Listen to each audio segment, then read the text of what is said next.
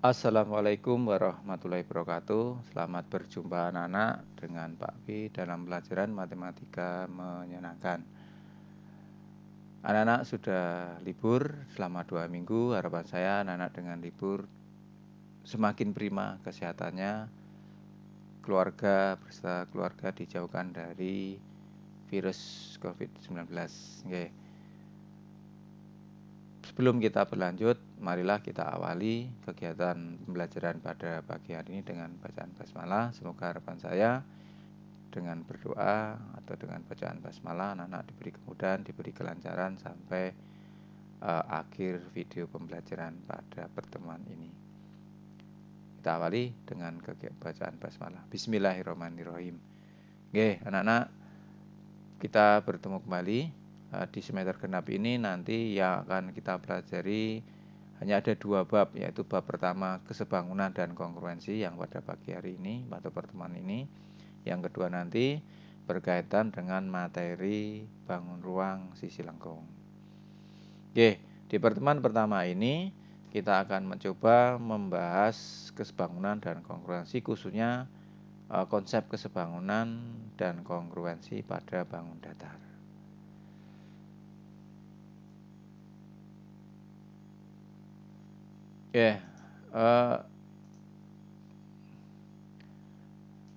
Tujuan pembelajaran yang akan kita pelajari yang pertama adalah yaitu nanti anak-anak diharapkan dapat memahami konsep kesebangunan pada bangun datar. Kemudian yang kedua, konsep kongruen bangun datar. Kita akan mencoba mempelajari apa toh yang namanya kesebangunan. Kemudian di situ apa yang namanya kongruensi. Yang pertama yaitu kita bahas yaitu kesebangunan bangun datar. Nah, secara umum 2 bidang datar atau bangun datar dikatakan saling sebangun. Itu nanti notasinya seperti tanda tak berhingga adalah sebagai berikut. Yang pertama yaitu sudut-sudut yang bersesuaian sama besar. Kemudian yang kedua yaitu perbandingan panjang sisi-sisi yang bersesuaian nanti nilainya sama. Jadi pertama syaratnya sudutnya yang seletak atau bersesuaian sama besar. Yang kedua syaratnya perbandingan panjang sisi yang bersesuaian sama besar. Nah, di dalam kehidupan sehari-hari istilah sebangun ini itu biasanya anak lebih kenal dengan gambarnya itu diperkecil atau diperbesar. Jadi nanti gambarnya itu diperkecil atau diperbesar berkaitan dengan kesebangunan. Nah, berikut ini adalah untuk lebih lanjutnya ada 3 gambar, persegi panjang ABCD, persegi panjang PQRS, dan persegi panjang KLMN. Kita akan menyelidiki dari 3 gambar ini manakah gambar yang sebangun dan manakah gambar yang tidak sebangun. Yang pertama kali kita bahas, kita khusus memperhatikan yaitu ABCD dan PQRS. Yang akan kita coba bahas adalah yang 2 itu dulu. Nah, tadi untuk menyelidiki kesebangunan syaratnya pertama sudut-sudut yang bersesuaian situ harus sama besar. Kebetulan ini persegi panjang. Di setiap sudut masing-masing persegi panjang siku-siku maka terpenuhi. Maka sudut A, sudut B, sudut C, sudut D, sudut P, sudut Q, dan sudut R dan S ini masing-masing 90 derajat. Maka syarat yang pertama sudah terpenuhi karena sudut yang bersesuaian sama besar masing-masing 90 derajat. Nah, kita akan coba menyelidiki yang syarat kedua yaitu apa? Perbandingan panjang sisi yang bersesuaian. Dan karena ini persegi panjang, ukurannya hanya lebar dan panjang. Maka pertama yang kita selidiki lebar ABCD berbanding lebar yaitu yang PQRS. Jadi sisi-sisi yang berletak maksudnya ini. Nah, di situ tertulis lebarnya 4. Lebar di PQRS 2. Maka di situ sederhananya 2 berbanding 1. Nah, ini panjang sisi perbandingannya yang terletak lebar dengan lebar 2 banding 1. Kemudian yang panjangnya panjang ABCD berbanding dengan panjang PHRS. Kita coba panjangnya yang ABCD 6, yang PHRS 3. Maka perbandingannya kalau disederhanakan 2 berbanding 1. Nah, dari 2 perbandingan ini ternyata yang lebar perbandingannya nilainya 2 banding 1, yang panjang juga 2 berbanding 1. Ternyata ini sama. Maka karena nilai perbandingannya sama, maka dikatakan ABCD dan PGRS ini sebangun. Jadi di sini kesimpulannya apa? Berarti persegi panjang ABCD itu sebangun dengan persegi panjang PHRS. Jadi intinya kalau di situ mempunyai perbandingan sama, sama-sama 2 banding 1, ini sama, maka kesimpulannya sebangun. Nah, di sini ternyata ABCD dengan PGRS ini sebangun. Atau dengan kata lain begini, dulu waktu belajar dilatasi, ini kan diperkecil. Skalanya berapa? 2 banding 1 atau 1 banding 2. Dari besar ke kecil, diperbesar 2. Tapi kalau nanti kita memandangnya dari kecil ke besar, berarti diperbesar. Tapi kalau dari besar ke kecil, dibandingkan atau diperkecil. Jadi konsepnya ini. Nah, ini dalam persegi panjang ABCD dan persegi panjang PGRS. Nah, coba kita akan memperhatikan, menyelidiki persegi panjang yang lain. Yang berikutnya adalah persegi panjang ABCD sama dengan persegi panjang yang satunya, yaitu KLMN. Kita akan mencoba menyelidiki sama, karena ini persegi panjang itu pasti sudutnya siku-siku. Yang kita selidiki perbandingannya sama seperti tadi, lebar A, B, C, D berbanding lebar K, L, M, N. Maka lebar yang di sana 4, lebar yang K, L, M, N 3. Nah, perbandingan ini nggak bisa kita sederhanakan lagi, berarti berhenti, selesai. Sekarang panjangnya. Panjang A, B, C, D berbanding dengan sisi yang seletak panjang juga, yaitu K, L, MN. Perbandingannya berapa? Yaitu panjangnya yang ABCD 6, yang KLMN panjangnya 4. Nah, dari perbandingan ini disederhanakan bernilai 3 berbanding 2. Nah, ternyata dari perbandingan panjang sisi yang seletak, lebarnya perbandingannya 4 banding 3, yang satunya 3 berbanding 2. Ternyata ini nilainya tidak sama. Nah, kalau di situ ternyata perbandingan panjang sisi yang seletak nilainya tidak sama, maka dikatakan di situ ABCD itu tidak sebangun dengan persegi panjang apa? Yaitu K, L, M, N. Jadi kesimpulannya, kalau di situ nilainya tidak sama, jadi ini tidak sama, maka kesimpulannya tidak sebangun. Kalau sama, sebangun. Jadi ternyata berarti dari 3 gambar ini yang sebangun P, ABCD dengan PGRS, sedangkan yang tidak sebangun ABCD dan KLMN. Nah, nanti anak-anak silakan selidiki antara PGRS dengan KLMN itu bagaimana. Oke, jadi misalnya kita selidiki, ini lebarnya 2, lebarnya 3, berarti 2 banding 3. Panjangnya 3, ini panjangnya 4, berarti perbandingannya 3/4 atau 3 banding 4. Ternyata 2 per 3 dengan 3/4 ini tidak sama. Maka kesimpulannya berarti PGRS dengan KLMN juga tidak sebangun. Nah, itu untuk menunjukkan kesebangunan cukup anak-anak nanti pertama selidiki sudutnya, karena ini persegi panjang mudah pasti akan sama besar.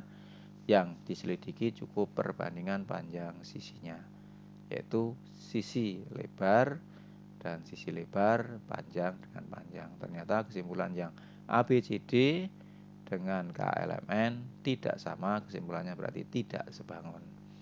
Nah, ini yang berikutnya sekarang kita mencoba ada latihan soal. Di sini disajikan soal cerita sebuah lukisan ditempel pada karton. Di sebelah kiri di sini. Nah, sini ada 3. Kemudian di sebelah kanan berarti di sini. Ini juga 3. Dan atas, ini kan atas. Dan atas lukisan di sini 3. Nah, ini. Kemudian di situ, jika karton dan lukisan sebangun, maka tentukan lebar sisa karton di bawah lukisan. Maksudnya di sini. Nah, sini berapa? Misalkan saja anak X. Nah, kita akan mencoba membahas soal berkaitan dengan kesebangunan bidang datar. Nah, ini kita akan coba menjawab. Nah, sebelum untuk memudahkannya, jika ada gambar seperti ini, saya sarankan gambarnya dipisah ya. Jadi dipisah, ada karton, ada lukisan. Oke, kita akan mencoba membahas, mencari berapakah ukuran dari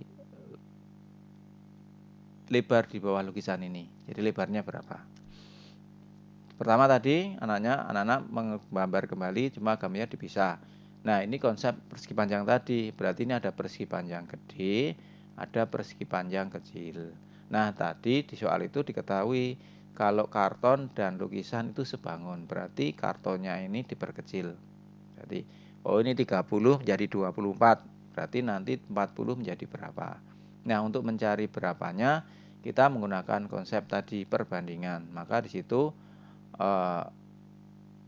lebar karton itu per lebar foto nanti harus sama dengan tinggi ya, dengan T karton itu berbanding dengan tinggi foto atau lukisan gitu ya, karena tadi soalnya lukisan ya berarti lukisan, ini misalkan foto. Jadi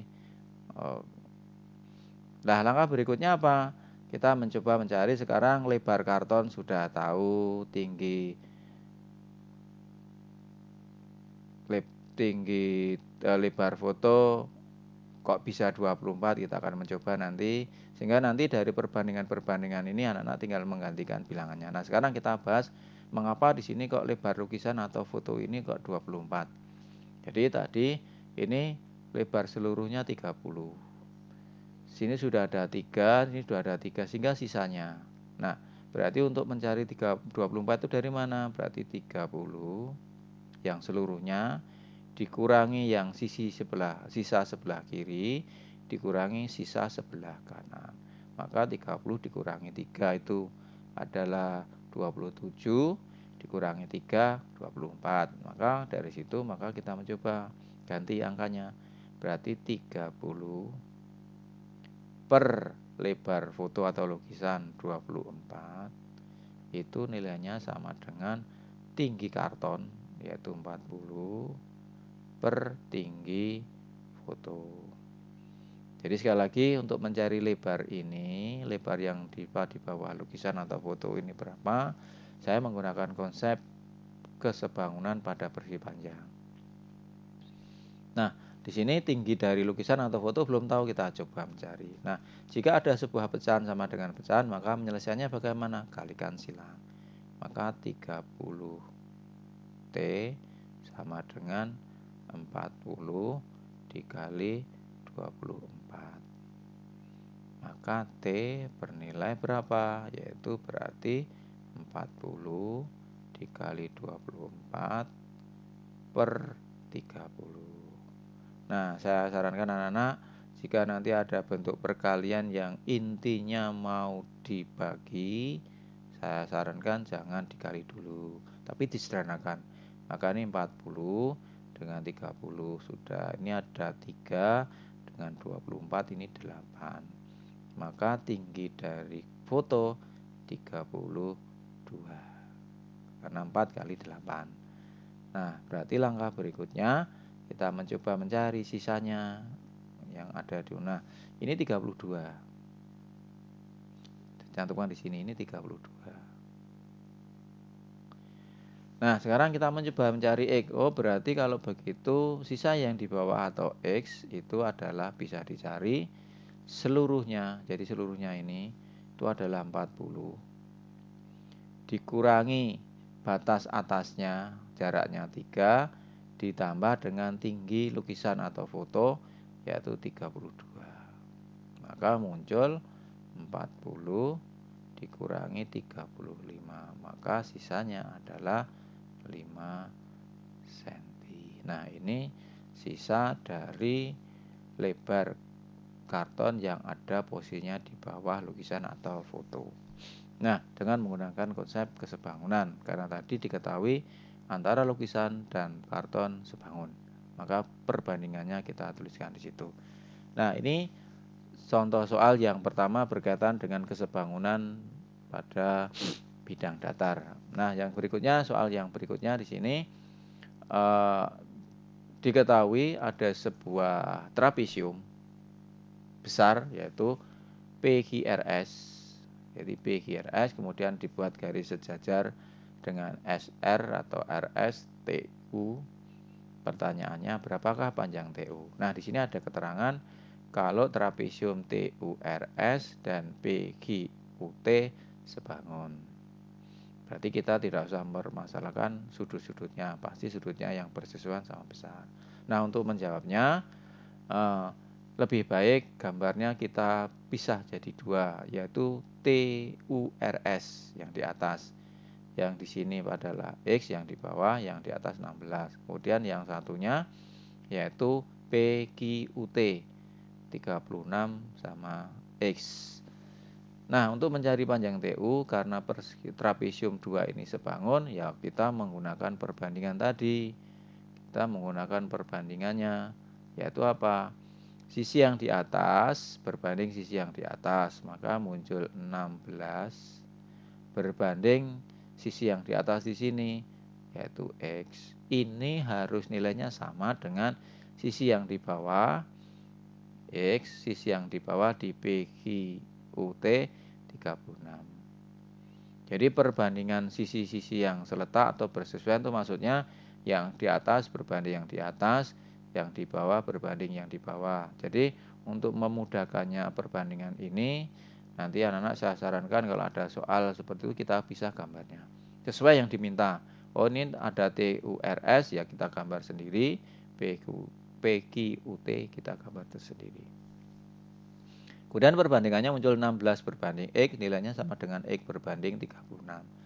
Sama, kalau ada bentuk pecahan sama dengan pecahan, kalikan silang. Maka ini X kuadrat sama dengan 36 dikali 16. Maka X itu adalah akar dari 36 dikali 16. Dan karena ini adalah bentuk perkalian akar, seperti waktu pembelajaran di materi pertama dulu mencari akar atau bentuk sederhana akar, ini jangan dikalikan, tetapi kita cari langsung akarnya. 36 akarnya adalah 6. 16 akarnya adalah 4. Oh, berarti ini nilainya 24 cm.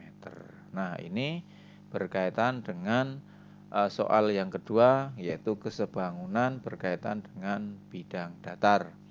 Jadi sekali lagi, yang anak-anak perlu kerjakan nanti untuk mencari nilai panjang sisi yang bersesuaian, anak-anak tolong menggambarkannya dipisah untuk memudahkan mencari sisi-sisi yang seletak.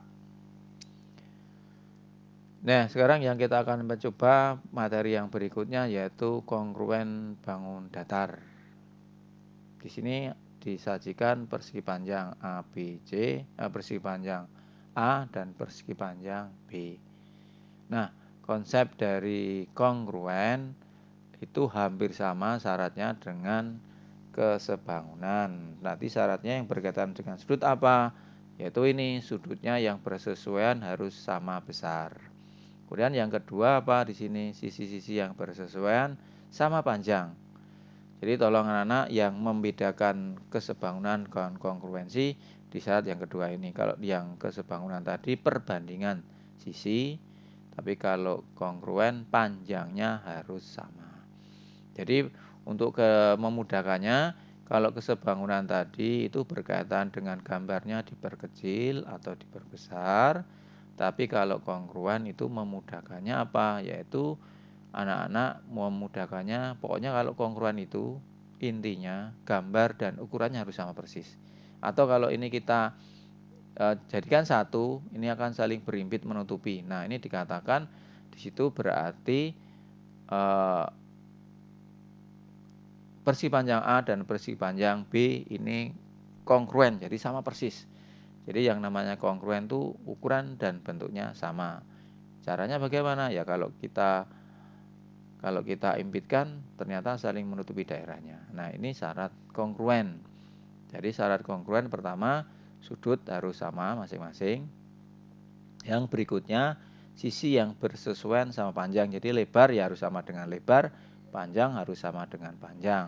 Tapi kalau kesebangunan tadi kan lebar dan panjang itu perbandingannya harus sama, beda. Jadi membedakannya kesebangunan itu diperkecil atau diperbesar.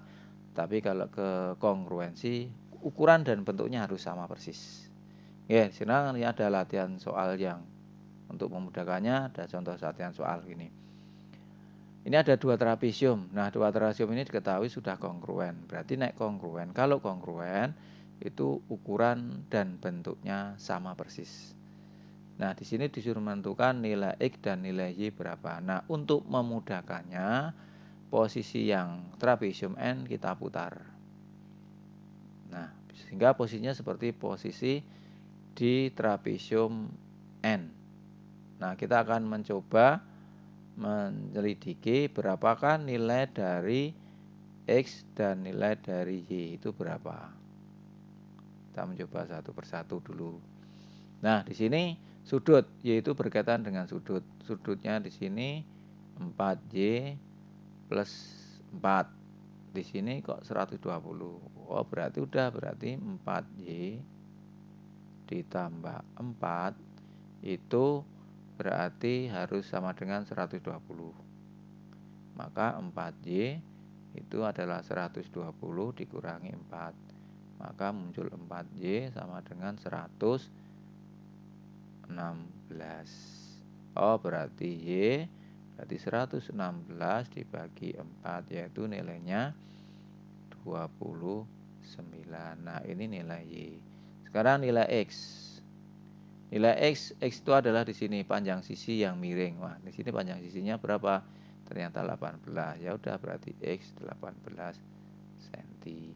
Jadi kalau kesebangunan dan kongruensi, kalau kesebangunan tadi mencarinya dengan perbandingan, tapi kalau kongruen, anak-anak hanya merubah posisi bidang datar yang lainnya sehingga sama dengan posisinya dengan bidang yang pertama. Kemudian tinggal di situ kongruen itu sama persis. Oh, berarti 120 ini sama dengan 4Y ditambah 4. Nah, dengan bentuk aljabar Y-nya ketemu 29. Panjang sisi X miring kita cari dengan yang posisi seletak 18. Udah selesai. Jadi lebih mudah untuk kongruensi. Nah, untuk pertemuan kali ini itu dulu yang bisa Pak W sampaikan. Sekali lagi mohon video ini dicermati, diperhatikan. Kemudian harapan saya tolong ini dibuat catatan. Jadi dibuat ringkasan materinya, dicatat sehingga anak-anak untuk belajar ke depannya, anak-anak selain mengulang kembali video ini juga melihat buku catatannya. Oke, terima kasih sekali lagi anak-anak sudah menyaksikan mengikuti pembelajaran pada pertemuan kali ini. Nah, nanti untuk mengingatnya nanti akan saya buatkan soal-soal latihannya dalam bentuk Google Form yang di situ tolong anak-anak kerjakan, nilainya saya gunakan untuk nilai tugas. Sekali lagi nilai tugas bobotnya adalah banyak 3. Tugas dan ulangan harian itu nilainya bobotnya sama 3. kemudian ulangan PTS itu 1, ulangan nilai akhir semesteran 1.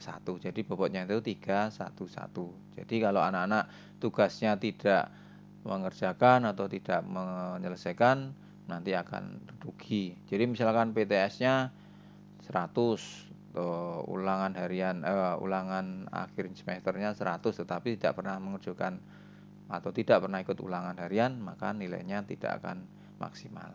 Ya, sekali lagi terima kasih atas perhatiannya. Saya cukupkan sekian dulu. Bila taufiq wal hidayah. Wassalamualaikum warahmatullahi wabarakatuh. Terima kasih.